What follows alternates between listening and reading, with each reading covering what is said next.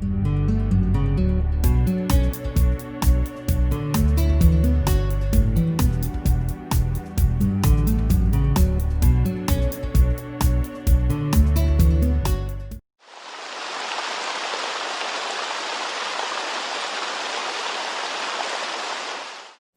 welcome to The Sacred Journey. The Sacred Journey is the program that reminds you that life is a wonderful adventure and each and every experience we have is a unique and perfect opportunity for learning. I'm Joyce St. Germain. Today's program, Stone Warrior, and you'll recognize my friend here, my co-host, George Herrick, is a dear friend of mine. It doesn't say so on the back of the book, but it kind of does in the book. He is a coach, a shaman, an artist, an extraordinary, real human being. And I want to stress that. George and I go way back. We can't even remember how far back we go. This is something we've all been waiting for so long, George. Thank you so much for coming to share with our viewers. Thank you, Joyce. It's been a long time coming for me. I started doing the cairns that the book is based on back on November 2nd, 2014, when I was going through a very tough time. This was pre-cancer, and we'll talk about all of this during the show. But I started building them on a daily basis, and right up until recently, I made a cairn and posted it on Facebook with a meditation every single day. I did it for, well, up until earlier this year. So it's really a labor of love and passion and meditation and connection with the earth. So I love doing this. Well, I joined Facebook kind of unwillingly just because I felt like I was the only one in the universe that wasn't on Facebook. And I started seeing your, I've known you for much longer than that, but I kept seeing your amazing photographs of cairns, and maybe I'll ask you to explain to people what they are, and the writing that went with it. And I remember writing to you years ago going, I hope there's a book in the works. I hope there's a book, because just the visual, and I call it auditory when I am reading someone's writing, because I say it in my head as I'm reading it, was so extraordinary. And I know I'm using all these superlatives.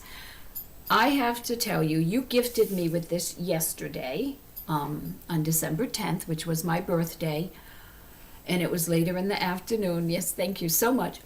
I sat up last night because I had a long day. I sat up reading it and couldn't put it down until I no longer could keep my eyes open. And my poor husband, Chris, who you know also, I kept going, look at this, look at this. Oh my gosh, listen to this, listen to this. I am not kissing up to you, George, because you already gifted me with a book. This is the most beautiful, meaningful book I have ever held in my two hands.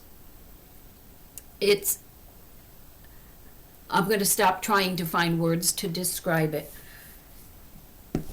You and I chatted a little earlier about how we might share this with our viewers. And in talking about the book, you said, I can't not do it. Yeah. So probably about, I don't know, maybe 6 months after I started posting the cairns on Facebook, somebody suggested to me that this ought to be a book.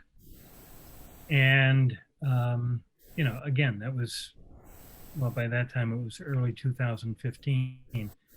And so I've played around with it for all of this time. But when I was diagnosed with cancer a couple of years ago,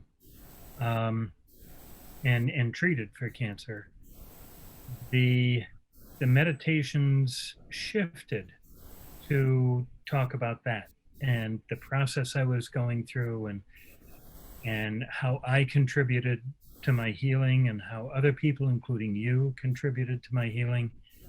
And And once that happened, once that shift happened, I realized it's no longer about me. I can't just sit by and post these meditations every day and hope people enjoy them and maybe someday write a book. I knew that something was being channeled through me that might help other people, and I couldn't not do it. It was in part a way for me to heal myself, um, by being vulnerable and expressing. Uh, there's a funny expression about people say, "What's eating you?" Well, if we don't take that question seriously and actually deal with what's eating us, my belief is it turns into cancer and really does start to eat us.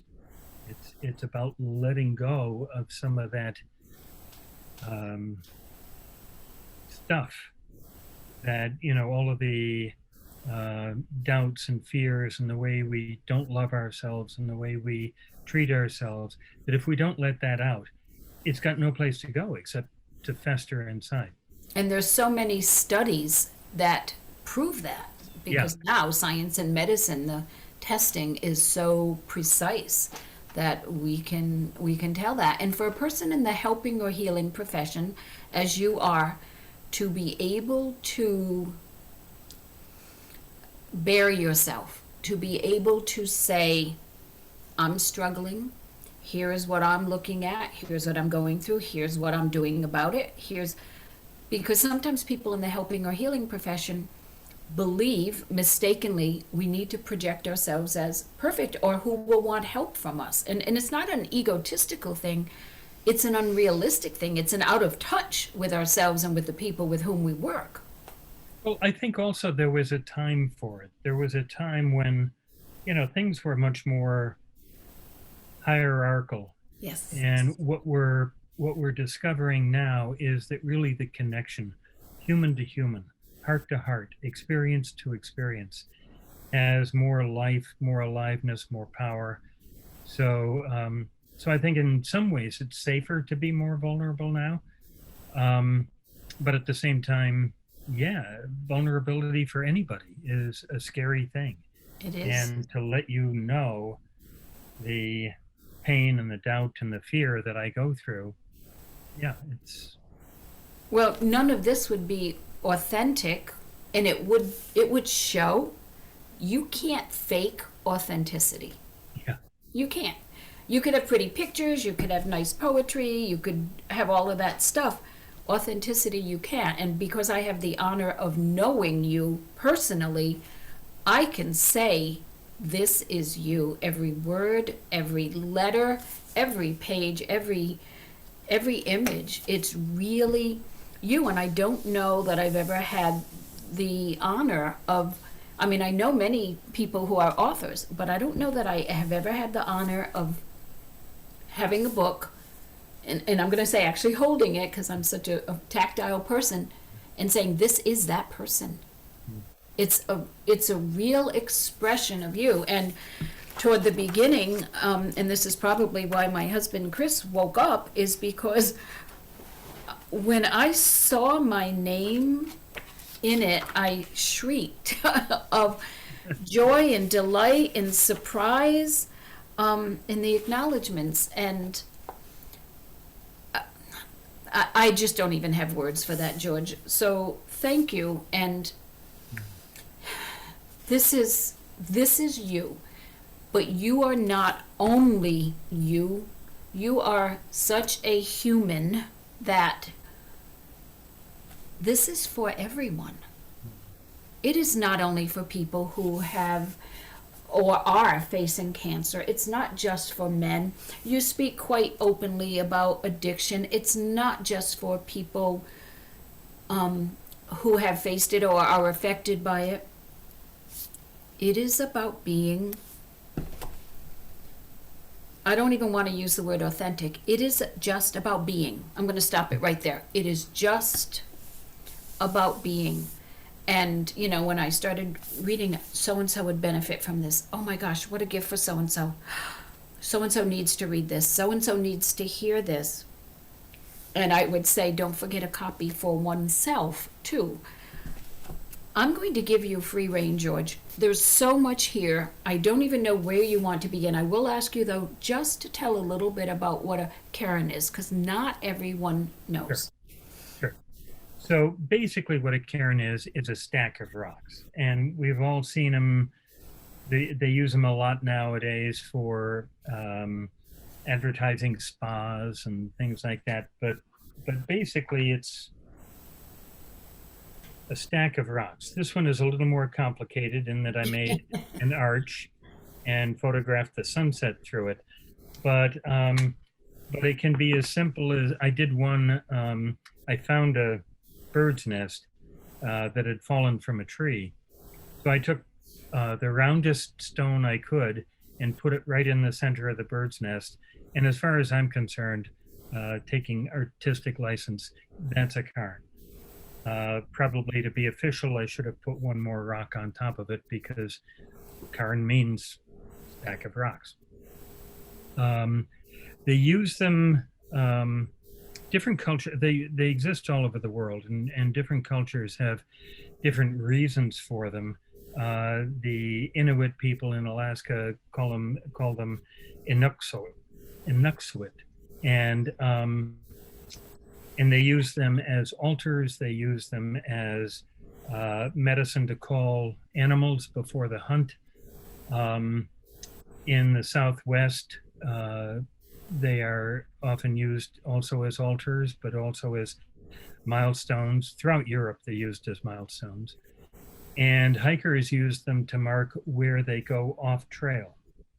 And so you never, when you stumble upon a cairn, never take it down. But I always do take them down if I build them. Not always, but mostly take them down if I build them, particularly if I do it along a trail, because I don't want to confuse anybody if, let's say, the hiker doesn't come home when they're supposed to, and so people want to know where to begin looking for them. And so, hikers will put a little piece of paper in with their name, and that's where they went off the trail. So if they don't come back, that's where to start looking. So they have a practical purpose sometimes too. Exactly. So they can be, I use them artistically. They have practical purposes. They have spiritual purposes. And, it's funny, Joyce, how people are drawn to them. There's a couple of pictures in the book, in the introduction. I was by a river in Colorado and just making a small little cairn by the river. And this little girl saw me and she was fascinated by it. And so she crept up, just sort of moving along, pulling herself on her feet and her butt. And you can see behind her the little foot marks from her wet feet.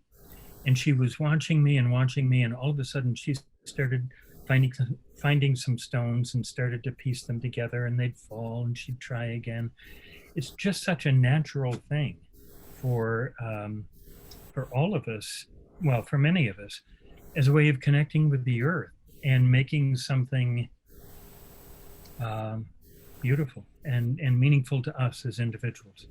And shamanically, it is bringing earth to introduce it to sky. Yes. Yep. When you said Like in the center book, of the earth.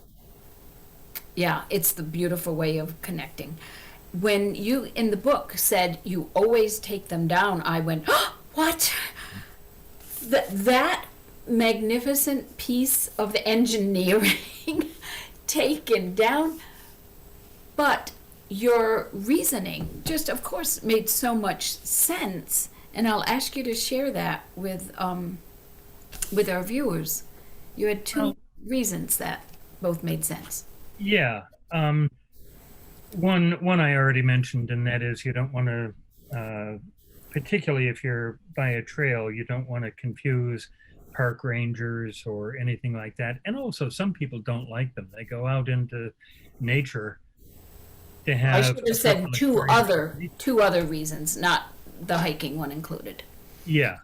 But sometimes people go out into nature and they want to have their own personal experience of nature. They don't want to see they don't want to see evidence of other people.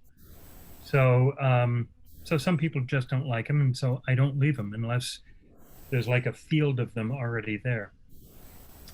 And the other thing is, life is impermanent, and so to sooner or later they're going to fall anyway. But for me, it's part of the meditation to honor the impermanence of life.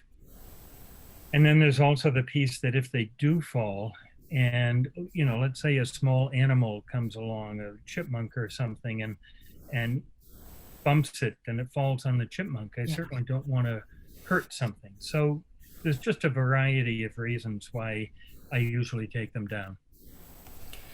Now, my previous nature artist hero, Andy Goldsworthy, Yeah, mine too.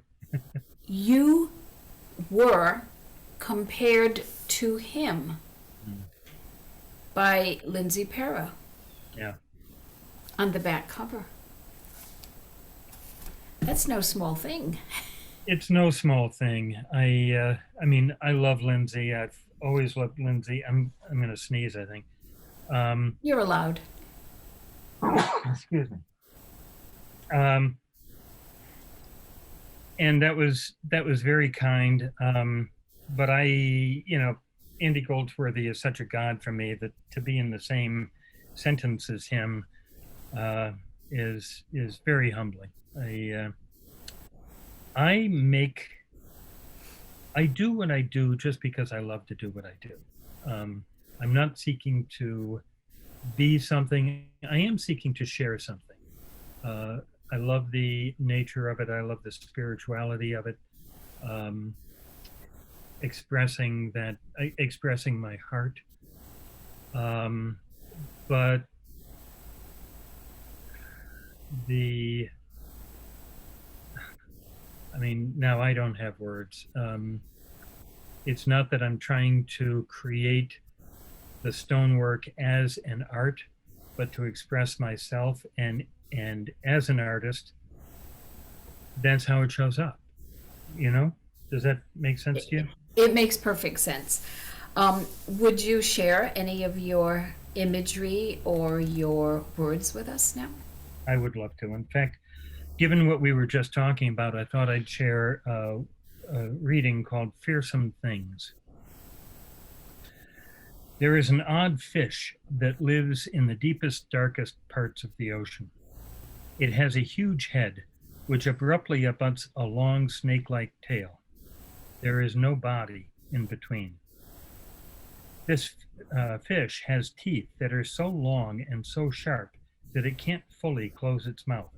It would bite itself if it did.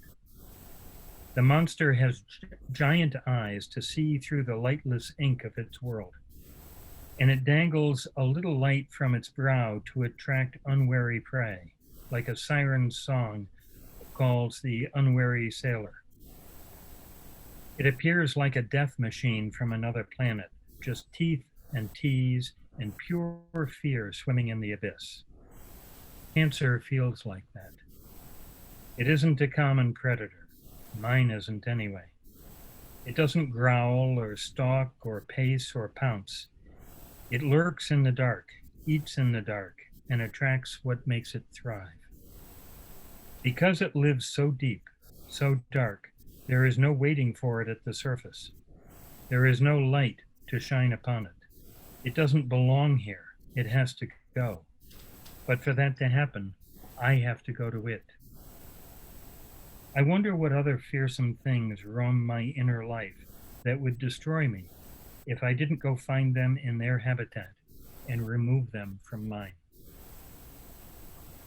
And as I read that now, the first thing that comes to mind is COVID-19 and the impact that that has not only on the person with the disease, but on the family and on the first responders and on the nurses and doctors who treat them. Here is this thing that lurks in the dark, and it doesn't in some ways it comes to the surface, in some ways cancer comes to the surface, but we have to go after it to heal. And I've got some friends who are in the process of healing from COVID-19, and their entire lives are different. Some of them will never have full function of their mental capacity again. Some of them will never have full function of their body again. And so how do you go after that and optimize what's left of your life? So, as I read what I wrote, I was thinking in terms of cancer. It's also about my recovery from addiction, but it applies to so much more. So, Yeah, those were really powerful words. And when you said you were going to share that particular writing, when I read it, I thought, oh, that's an interesting, oh, I see why he's sharing this one. And one thing that I noticed, a thread, I don't want to call it a theme because a theme almost means you plan it and you say, how am I going to decorate this? What things am I going to put together to create this message? But a thread you had is about seeing the blessing in everything. And yeah. if you have to go to it to find what the blessing is, and I think that is so important in shamanic work and in healing work in any way. In my shamanic work, the healing work, the life coaching I do, the recovery coaching I do, I'm a firm believer, Joyce, that absolutely everything we experience is a teacher if we allow ourselves to slow down and listen. When I got into recovery from addiction, it took me a while to recognize this, but I realized that addiction and recovery was trying to teach me how to live my life because I really didn't know. And recovery from cancer, I believe, is teaching me how to love the life that I'm in.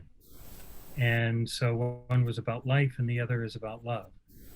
But I had to slow down and pay attention. And that's where the writing and the pictures helped me, is because you have to slow down to write and to build the cairns and to photograph them and so on. And Actually, here's a great example, if I may. Yes, we have like a minute left, just to let you know. Okay, my wife was meditating, and there was a tree stump on the beach, fallen tree, and so I built a cairn on top of the tree, and I loved this image, so I photographed my wife meditating through the image, and so it's